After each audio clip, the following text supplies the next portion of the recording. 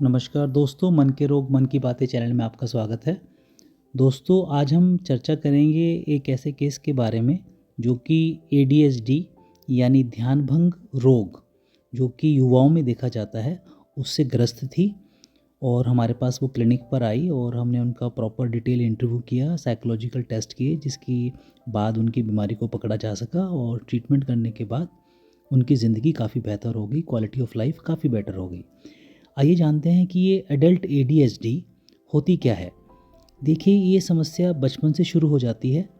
कुछ बच्चे आपने देखे होंगे कि जो बहुत ज़्यादा चंचल होते हैं या टिक कर नहीं बैठते, बहुत ज़्यादा शरारती होते हैं और अपने आप को रोक नहीं पाते कई बार कुछ गलत काम करने से, या वो सोच समझ नहीं पाते, बिना सोचे समझे काम कर बैठते हैं, गलत काम कर बैठते हैं और तैश में जल्दी आ जाते हैं और इधर-उधर हाथ पैर मारते रहते हैं, दूसरे बच्चों को क्लासरूम में तंग करते रहते हैं, बहुत ज़्यादा फॉरगेटफुल होते हैं और जो कंसंट्रेशन वाले काम होते हैं, जो दिमागी काम होते हैं, उनसे बचते हैं उनको करने से।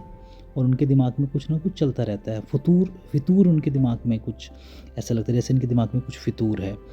और इनका अटेंशन स्पैन बड़ा छोटा होता है और अच्छा आईक्यू होने के बावजूद ये लोग पढ़ाई में उतना अच्छा परफॉर्मेंस नहीं दे पाते हैं और कई बार ये बहुत जल्दी डिस्ट्रैक्ट हो जाते हैं।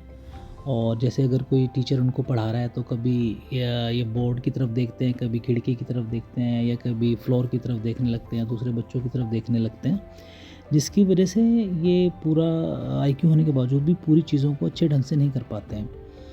अगर यही समस्याएँ अडल्टहुड में भी चली जाएँ, यानी कि ये वाले सिम्पटम अगर बच्चे में ख़त्म ना हो, जैसे-जैसे बच्चा बड़ा होता है, युवा होता है, तो फिर इस बीमारी को हम एडल्ट एडीएचडी बोलते हैं, जिसके के अंदर कुछ लक्षण बदल जाते हैं।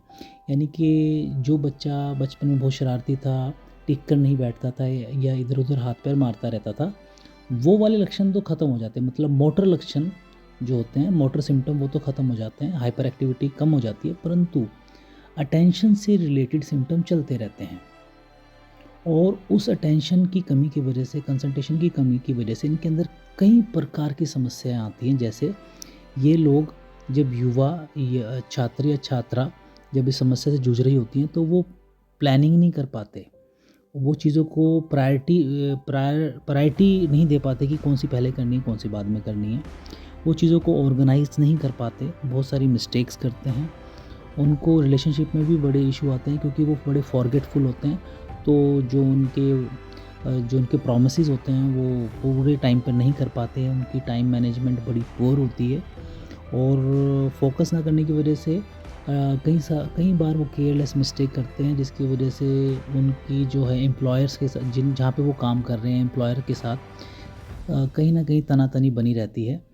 और ये फ्रीक्वेंटली जॉब चेंज करते रहते हैं क्योंकि उनको एक जॉब करने में मज़ा नहीं आता, क्योंकि उनके अंदर टिकाव नहीं होता और उनके दिमाग में कुछ ना कुछ रेसिंग थॉट्स चलती रहती हैं।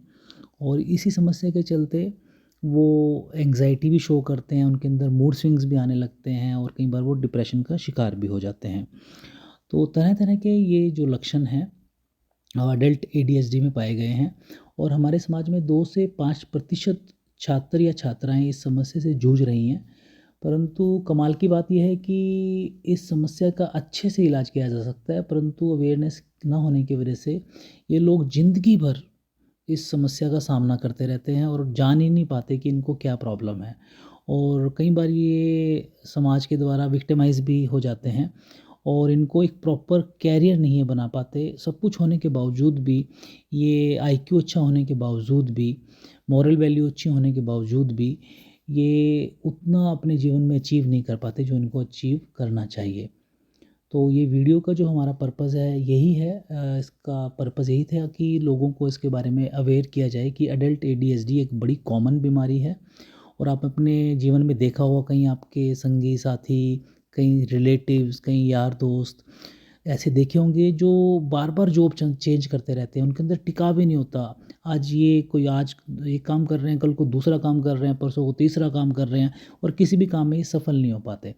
तो जब आप डिटेल में इनका बिहेवियर चेक करेंगे या ऑब्ज़र्व करेंगे तो आपको पता चलेगा इनके अंदर एक बेचैनी है, एक चंचलता है जो बचपन में बहुत ज़्यादा थी, परंतु अब वो दूसरे रूप में प्रेज़ेंट कर रही है या मॉडिफ़ाई हो गए हैं थोड़े सिम्पटम। पर बेसिक प्रॉब्लम वही है, पुअर कंसंट्रेशन एंड अटेंशन। तो आइए अब हम उस केस के बारे में चर्चा करते हैं और जो कि हमारे पास आए थे, जो कि एडीएचडी से ग्रस्त थे।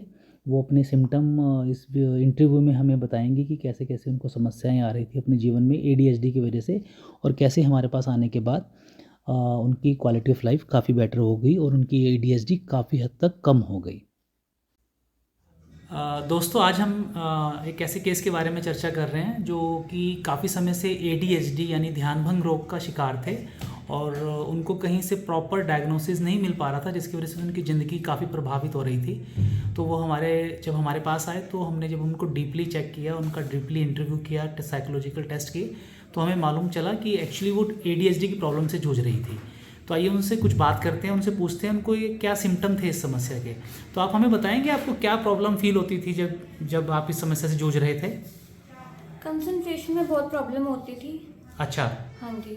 और इसके अलावा हाइपर एक्टिविटी की भाई टिक के ना बैठ पाना, पैरों को स्विंग करते रहना, हाथों के साथ कुछ करते रहना, बालों में लगे रहना, मतलब बहुत हाइपर एक्टिविटी होना और बहुत चिड़चिड़ापन, गुस्सा और चीज़ें भूल जाना। ठीक है।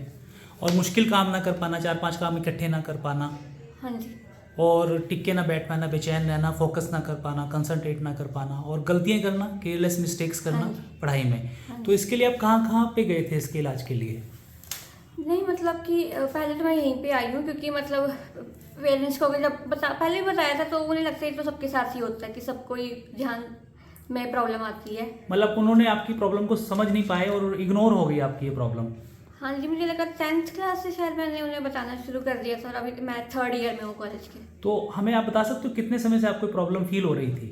मतलब ADHD तो ऐसा होता है जो बचपन से ही होता है, पर एक ऐसा था कि शायद एक टाइम तक मैं फेस कर पाई पढ़ाई तक में 5th-6th क्लास तक, लेकिन उसके बाद जैसे क्लास बढ़ती है तो और प्रेशर बढ़ता है और चीज़ें मुश्किल होती जाती है, तो फिर मुझे लगा मैं कॉप नहीं कर पाई और मेरे परसेंटेज बहुत डाउन गई। फिर उसके यानी कि शुरू में ADHD से आप कोप अप कर पा रहे थे पढ़ाई में, जैसे जैसे पढ़ाई मुश्किल होती चलेगी तो ADHD की वजह से आपकी परफॉर्मेंस पढ़ाई में डाउन आती चली गई। हाँ जी।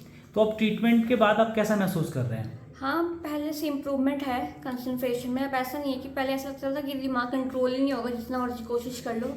कोई डिसीजन भी लेना होता था, सोचते थे कि ज़्यादा भी सोचोगे कम भी सोचोगे क्या फ़र्क पड़ जाएगा, ध्यान तो भटक ही जाना, तो जल्दी जल्दी अपना डिसीजन ले लो कुछ भी, मतलब बहुत इम्पल्सिविटी होना कि चलो अभी जल्दी से डिसीजन ले लेते हैं। मतलब जल्दी तैश में आ जाते थे, जल्दी आवेश में आ जाते थे, इम्पल्सिविटी ज़्यादा थी, वो सारी काफ़ी अब कंट्रोल हो गई हैं। हाँ, मतलब कह सकते हैं कंट्रोल में है माइंड। अब मुझे मतलब ऐसा फील होता है कि हाँ मेरे अगर मैं थोड़ा कोशिश करूँ मेडिटेशन एंड ऑल, तो मुझे लगता है मैं अपने माइंड को कंट्रोल कर पाऊँगी। तो क्वालिटी ऑफ लाइफ काफ़ी बेटर हुई आफ्टर ट्रीटमेंट? हाँ जी। ठीक है। और आप हमें रेट कर सकते हो कितना आपको लाइफ में इम्प्रूवमेंट आया है आफ्टर द ट्रीटमेंट? कितना इम्प्रूवमेंट आप अपनी लाइफ में महसूस कर रही हो? हाँ, इम्प्रूवमेंट तो बहुत है, मतलब कि कितने में से 60%, 70%, 80%? हाँ, अभी फिलहाल तो मैं कहूँगी 60-70% तो इम्प्रूवमेंट है। Okay, thank you very much.